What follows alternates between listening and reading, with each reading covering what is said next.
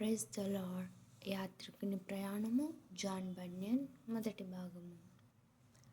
మరియు కాలిత్రోవ అక్కడి మిక్కిలి ఇరుకైయుండెను గనుక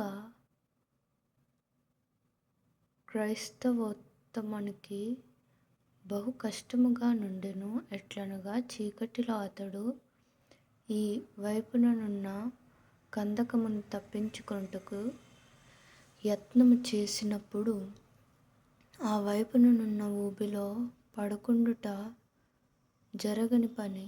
ఈ వైపున ఊబిని తప్పించుకొనవలెనని మిక్కిలి భద్రముగా నడిచితేనే గాని ఆ వైపున కందకములో పడుట తప్పించుకొనలేడు. అట్లు నడుచుచుండగా అక్కడ అతడు కఠినమైన నిట్టూర్పులు విడుచుట వింటిని. ఎట్లనగా పైన చెప్పిన గండములు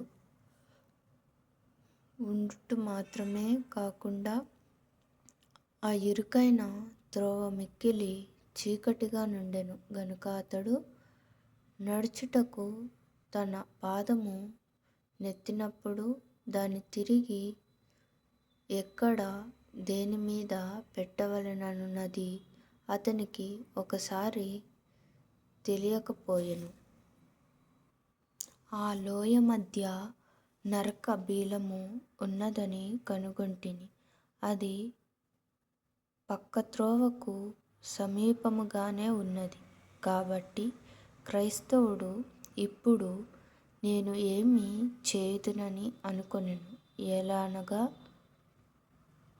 ఆ బీలములో నుండి అగ్ని కణములతో భీకర శబ్దములతోనూ జ్వాలా ధూమములు మానక బహు విస్తారముగా బయలుదేరి లేచెను.